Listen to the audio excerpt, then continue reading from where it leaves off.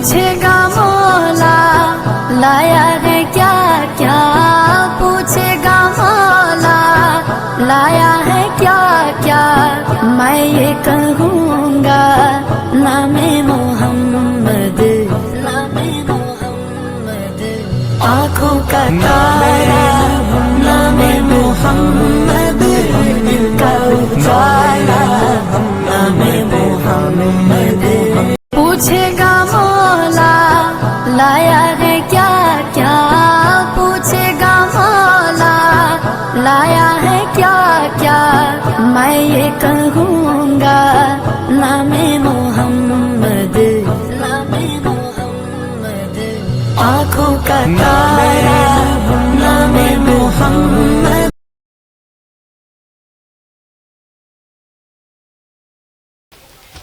پڑھ دیا جب بھی کسی نے کچھ لکھا قرآن کا،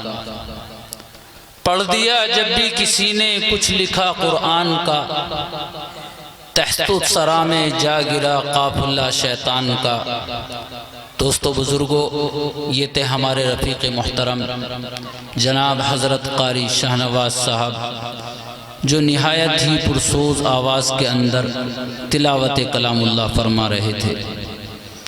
دوستو، آپ کو یہ جاننا ضروری ہے کہ جس قرآن سے ہمارا تعلق ہے، یہ وہ قرآن ہے، یہ وہ کتاب ہے، یہ وہ کلام ہے کہ جس کو اللہ رب العزت والجلال نے پہاڑوں کو سونپنا چاہا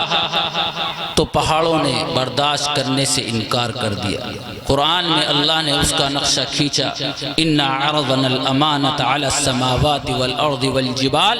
فَأَبَيْنَ أَن يَحْمِلْنَهَا وَأَشْفَقْنَ مِنْهَا وَحَمَلَهَا الْإِنسَانُ،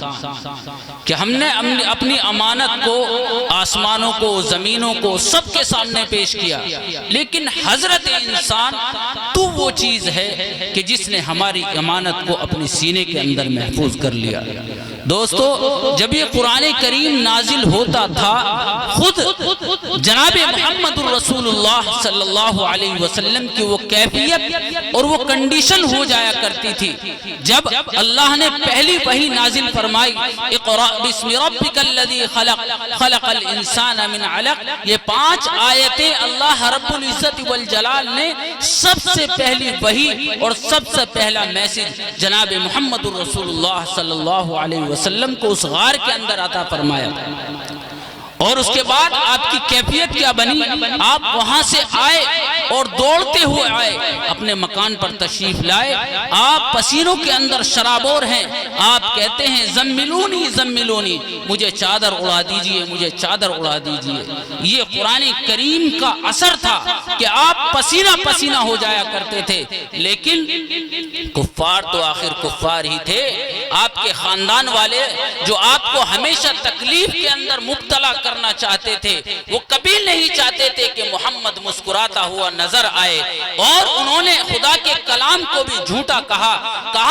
کہ یہ تو شام سفر کر کے جاتا ہے، شام کا سفر کرتا ہے، وہاں سے پرانی کتابیں پڑھ کے پرانے قصے ہمیں سناتا ہے، یہ کوئی وحی وغیرہ نہیں ہے بلکہ اس کا خود ساختہ کلام ہے۔ لیکن اللہ تبارک و تعالیٰ کو کب اپنے محبوب کی یہ باتیں اور یہ طعنے کب برداشت ہو سکتے تھے؟ رب ذوالجلال جلال کے اندر آتا ہے اور کہا ام یقولون افترا قل فاتوا بسورۃ مثلی، اور ایک جگہ ہے بعشر سور مثلی۔ پہلا چیلنج قرآن کریم کی زبانی رب ذوالجلال نے جو دیا، کہا کہ اگر میرے محبوب کا کلام تمہیں من گھڑت لگتا ہے، غلط لگتا ہے، جھوٹا لگتا ہے، تو تم تو بڑے فصیح و بلیغ ہو، تمہارے فصاحت و بلاغت کا ٹھکانہ نہیں۔ اگر تمہارے اندر اتنی جان ہے، کوشش ہے، تو محمد بھی تمہارے گھر کا ہے، خاندان کا ہے، تمہارے علاقے کا ہے اور تمہاری اولاد میں سے ہے، تم بھی ایسا کلام بنا کر کے پیش کر کے دکھاؤ۔ اللہ تبارک و تعالیٰ کا جب یہ چیلنج وہ سویکار نہیں کر سکے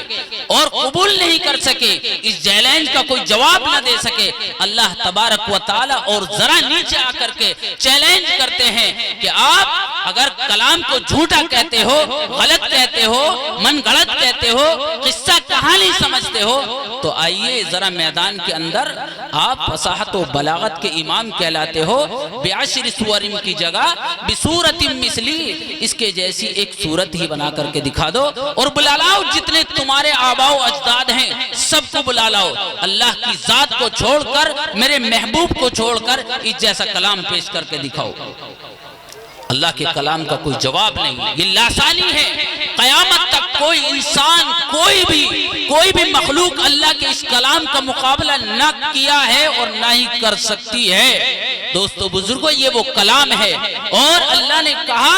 کہ اگر تم سے 10 صورتیں نہیں بنائی جا رہی ہیں، تم تھک چکے ہو، بڑے بڑے سرغنہ ہو، سردار ہو، ابو جہل کو بلا لاؤ، عتبہ کو بلا لاؤ، شیبہ کو بلا لاؤ، تمہاری تو ادنا سے ادنا چھوکریاں پوری محفل کو لوٹ لیا کرتی ہیں، فصاحت و بلاغت میں تمہارا کوئی توڑ اور جواب نہیں ہے، لائیے ذرا ہمارے کلام کا چیلنج لائیے۔ لیکن جب چیلنج نہیں آیا، اللہ نے ایک چھوٹی سی سورت قرآن کریم کے اندر نازل فرمائی ہے، عام طور سے سب کو یاد ہوتی ہے، سورہ کوثر کے نام سے ہم سب جانتے ہیں۔ اللہ نے فرمایا اِنَّا أَعْطَيْنَاكَ الْكَوْثَرَ فَصَلِّ لِرَبِّكَ وَانْحَرْ إِنَّ شَانِئَكَ هُوَ الْأَبْتَرُ۔ عرب کا یہ دستور تھا، جو شاعر سب سے بہترین کلام پیش کرتا تھا، لاجواب کلام لاتا تھا، یہ دستور تھا کہ بیت اللہ کے دروازے کے اوپر اس اشعار کو، اس کلام کو آویزہ کر دیا جاتا، اور جب تک اس کا کوئی توڑ، اس کا مثل نہ آ جاتا، تب تک اس کا کلام وہیں پر آویزہ رہتا۔ اللہ تبارک و تعالی نے حکم دیا، جائیے ہماری یہ چھوٹی سی صورت بیت اللہ اور ہمارے گھر کے دروازے پر آویزہ کر دو، اور اعلان کر دو ساری انسانیت کو، اگر تمہیں ذرہ برابر ہمارے کلام کے اندر شک ہے تو لائیے اس کا ایک مقابلہ کر کے دکھائیے، چھوٹی سی صورت ایک آیت ہی بنا کر کے دکھا دو۔ خدا کی قسم قربان جائیے، وہ کلام برسہا برس وہیں پر آویزہ رہا۔ فصاحت و بلاغت کے امام شزدر ہیں، حیران ہیں، اس کلام کا آخر کیا جواب دیں۔ ایک من چلا شاعر جا رہا تھا، اور اس نے اس کے اندر آخری پنکتی لگائی اور یوں کہا اِنَّا أَعْطَيْنَاكَ الْكَوْثَرَ فَصَلِّ لِرَبِّكَ وَانْحَرْ إِنَّ شَانِئَكَ هُوَ الْأَبْتَرُ إِنَّ هَذَا لَيْسَ مِنْ كَلَامِ الْبَشَرِ، یہ انسانی کلام ہو ہی نہیں سکتا۔ اس کا یہ جواب دیا۔ بہرحال طول کے اندر نہ جانتے ہوئے ہمارا مختصر پروگرام ہے، انشاءاللہ قاعدے کے ساتھ، ضابطے کے ساتھ پروگرام کا آغاز ہو چلا ہے۔ دوستو بزرگوں، طوالت کے اندر میں نہیں جانا چاہتا، اس لیے